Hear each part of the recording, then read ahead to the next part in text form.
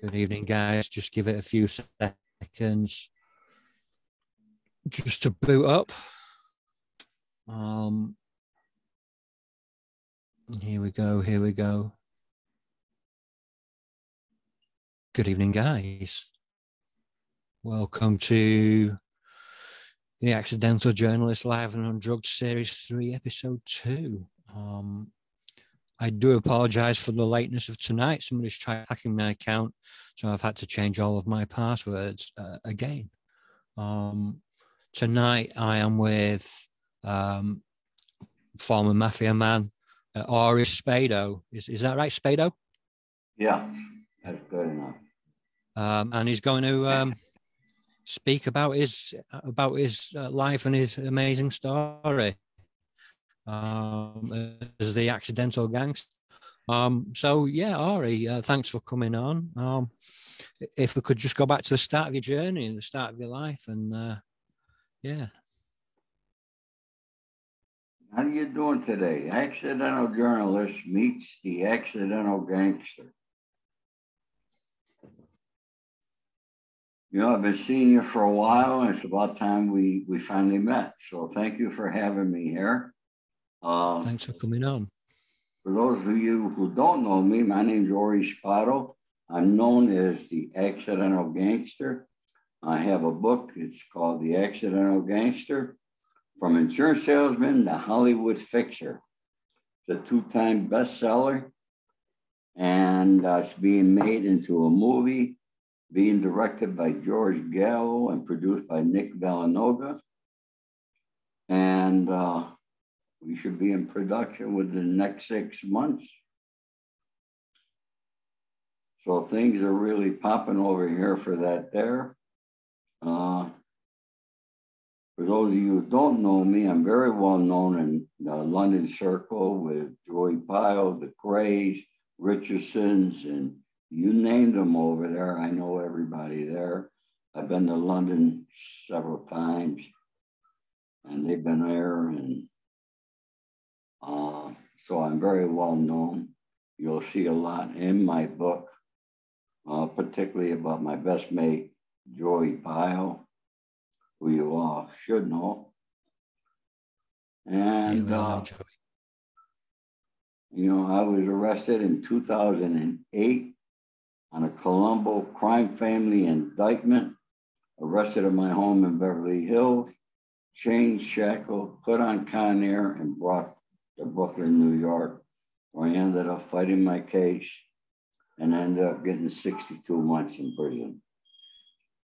Upon my release, I changed my life, promised my kids I would not go back into it. And I ended up writing my book and dedicate my life to helping young men and women stay out of a life of crime. And I have mentored several young men on that there. That's brilliant. Can we go back to the start of your journey and how you sort of fell into that life? My journey began in upstate New York. I was born in Rome, New York. I began hustling on the streets at the age of 12.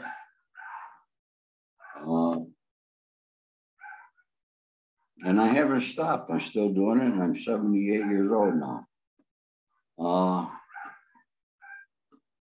And when I say hustle, I mean I got to earn money every day like everybody else. And it's just an object of something that I had to do.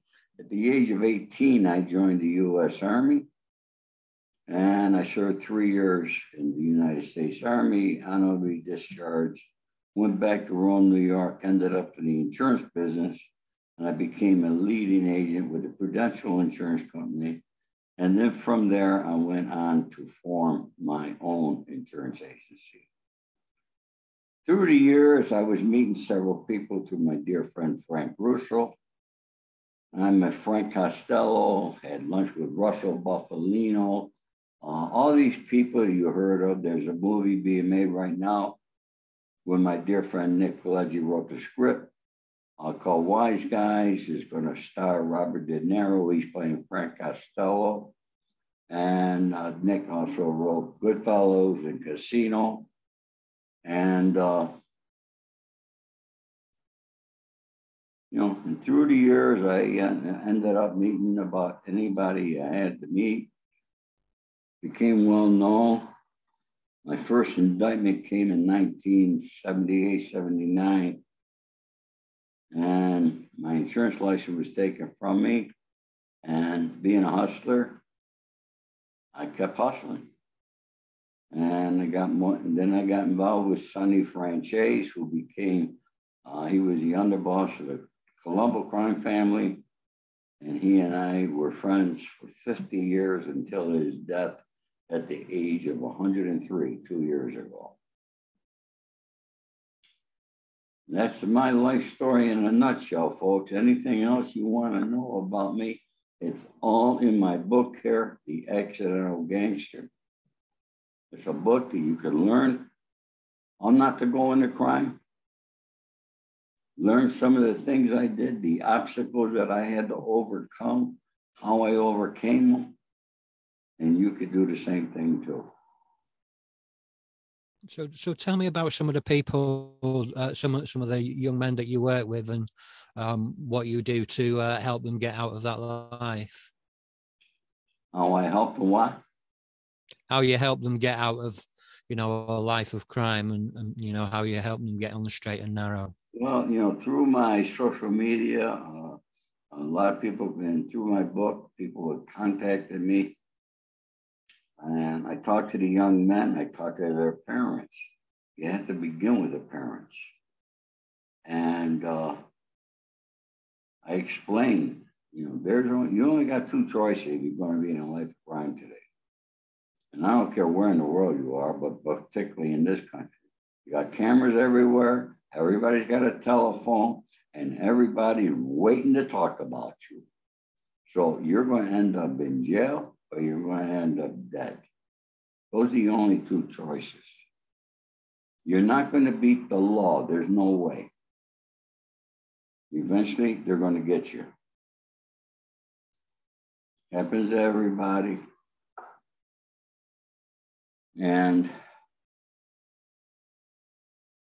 I teach them how to stay out of life of crime, but I also mentor them how to get into a business, how to become an entrepreneur, how to find something they love.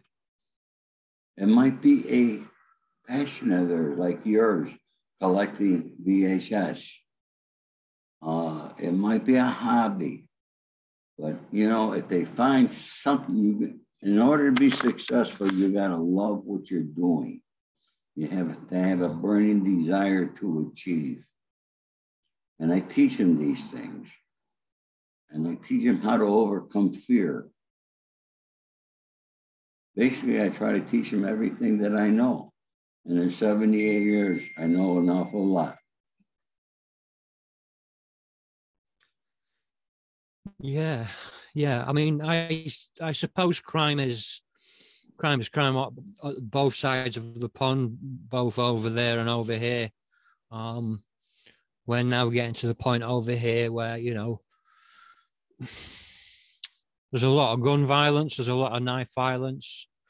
It's sad that there was a drive-by shooting in London a few days ago that killed a 7 or 9-year-old child because of turf wars. Making music, making diss tracks, so I don't suppose it sort of differs a lot from American crime anymore. Nah, no different. We have the same thing happening here every day. And I heard that, London and England has really changed from the days that I used to go there very frequently. It's really changed over there. It's gotten worse. And it's getting worse over here. Since the pandemic, it actually got a lot worse because they changed the laws and the local laws. They don't, people going out stealing in stores and right blatantly. I mean, I watched it when I was in a drugstore. I mean, you saw a person packing up a suitcase and walking right out the damn store with it. I asked the manager, "You gonna do anything, sir?" "We can't do nothing." They can't do a thing. It's like before we came live, we were talking about, you know, some of the older gangland figures over here, like the Crays and Joey Pyle Senior, and you know, people like Lenny McLean and people like that. It was a different. They were strong men, and it was a different time. I grew up in you know, sort of the love, loyalty, and respect sort of way of life, and that's gone. You know, they didn't call themselves gangsters; they were businessmen who just happened to be criminals. But now it's so bad. It's so bad. The city that I live near, it's really bad for what's called county lines crime, which is getting young, vulnerable people involved in drug trafficking throughout the country. We're about 2 hours from London. There's people getting stabbed and beaten and shot on almost a daily basis. And this is the city where my kids are growing up. And it was never like that. You know, it wasn't comparable to America because we were our own tiny little island, but now it is. I know one thing over here. One thing that all these old timers, all these people that I knew, we had respect for the law. And they respected us because we respected them. We always had a saying, they have a job to do. And we have a job to do. We're the bad guys, they're the good guys. If they catch us doing something, they arrest us. We didn't beat them up, we didn't spit at them, we didn't throw things at them. Shit, all they had to do was call us and we go turn ourselves in if they call us. Okay? Not today. Today there's no respect. And respect is the thing. It's a major thing, no matter whether you're a criminal or a legal citizen. Respect, honor, and loyalty are three things that everybody should be living their life. I mean, you know, I try to do good things every day now. I try to brighten other people's days up. It's really a sad situation what our world is coming in, what's happening to our world. Particularly in two great countries like England and the United States. I mean, it's terrible what's going on, and it should not. And I could only blame our politicians in both countries. Yeah, the government does have a lot to answer for. And we're under as a country, we're under it's a kind of a difficult regime at the minute because, you know, all of our prime ministers over the past few years have been tyrants, you know, and they're not in it for the country, they're in it for the money. And Boy, man after my own heart right there. I say that all the time. And austerity is rife. Yeah. It's rife. I can see many a family in a once, thriving town. Lots of families are now depending on food banks and the kindness of churches. And as a Christian and as a member of my local church, we try to do as much as we can. But it's so difficult at the minute. I grew up in the north of England during the 70s and 80s, during the miners' strike. So I know what it's like to see austerity and see towns fail because the government doesn't care. All they care about is profit. And when they're putting profit over people, that's when good people start to die because they can't afford to live because heating is bills are so high, electric bills are so high, and it's all because of our conservative government. And you're breaking up. You're freezing up. presume it's pretty much the same over there where you are. Yeah, there's no difference. The biggest crooks are the politicians. That's the real organized crime. I apologize for that. Huh? We'll catch. Jack, you froze up here.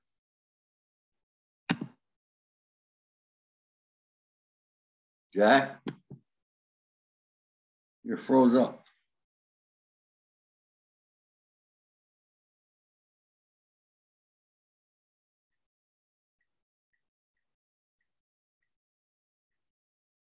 Here we go. Hello, mate. I do apologize for that. Oh, okay. There you are. You froze up. Yeah, we lost connection for a moment. Was that on your end? Yeah, I think it was my end. Like I say, I'm in my garden shed. We've just got a new internet provider. So we're still breaking it in at the minute. So I do apologize for that. And it does. So what I was saying, the real criminal, the real organized crime is our politicians. You know, we have a situation in this country there. Donald Trump had over 300 top secret, confidential, secret documents. And now Joe Biden, they're finding them all over the place. Why? And I guarantee you, these two were not the only presidents who have them. Anybody have any idea how much those documents are worth to other countries and that information? This is how they become multimillionaires, all right? By screwing our country and taking documents that belong to the country. There's no other reason for them to have them except to sell them. Those things, and why is Washington, those things should be locked up immediately after somebody reviews them.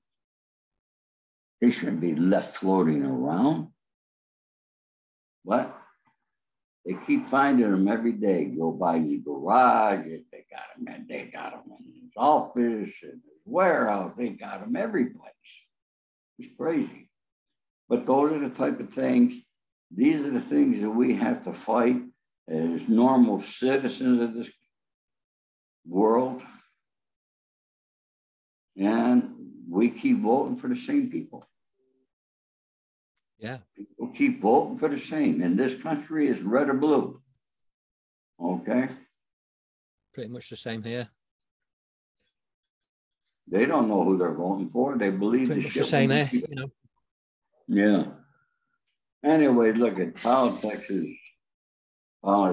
and I can get going on that there. It's a bad subject to talk about.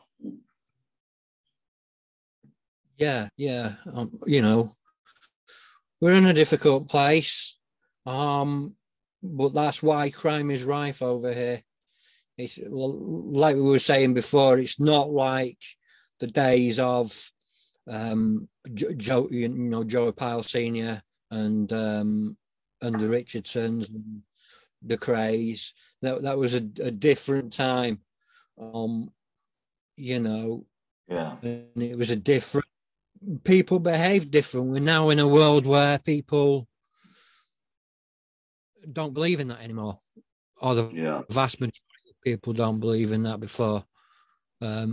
So, you know, we're in a sad state when there's. I always call myself one of the last of the old guard, because I believe that we should be living love, loyalty, and respect as a given, and it's not anymore. That way of life's dying out. I suppose as a Brit, the only thing that we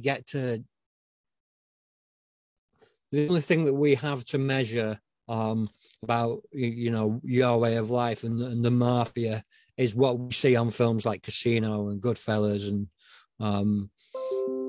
how accurate is that? How accurate is the sort of, is it like a brotherhood? Is it, ruled like that? And that's all changed over here too, buddy. That's all changed. It's sad. Everything has changed.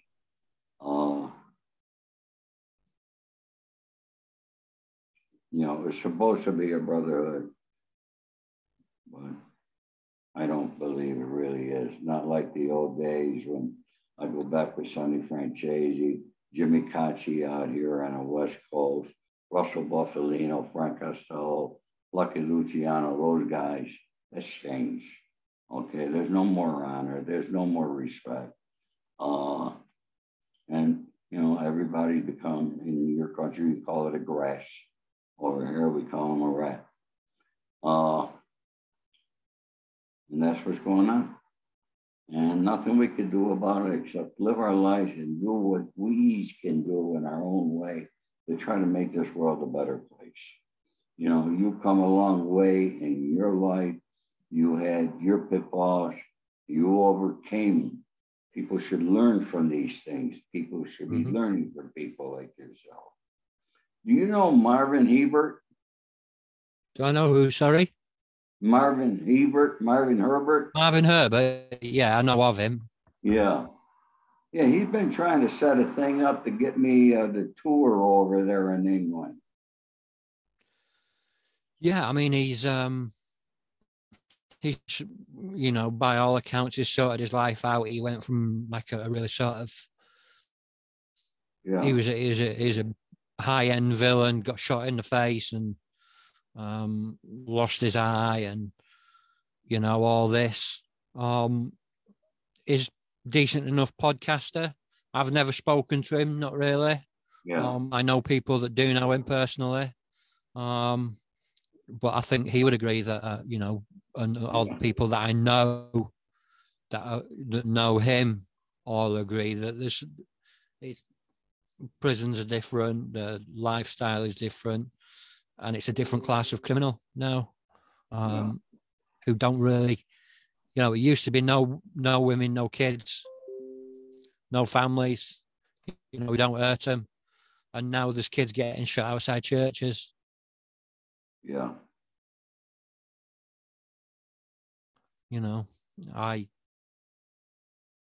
If I had hair, I'd pull it out, mate, to be honest. Well, look, Jack, I do have to promote my book. And, I sold a lot of books over there in England.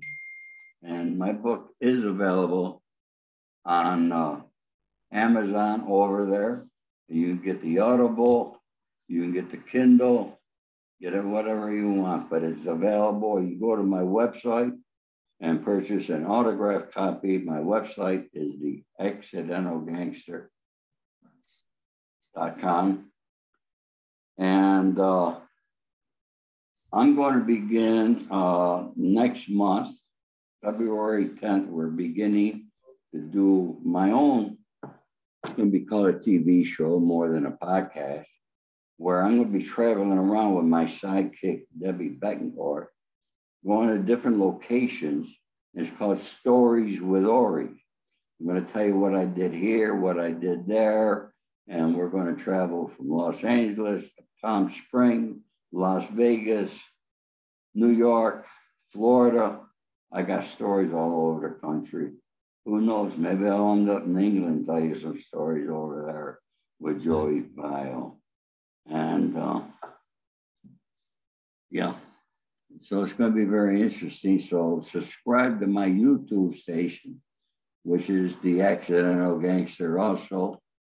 And this is where I post my interviews. Also, there's So once Jack sends me the link to this, you'll be able to watch it on there.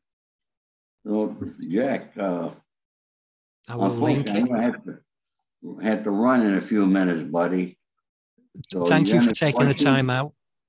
Do you have any questions you'd like to ask? Not really, mate. I just want to say thank you for taking the time out to speak to me.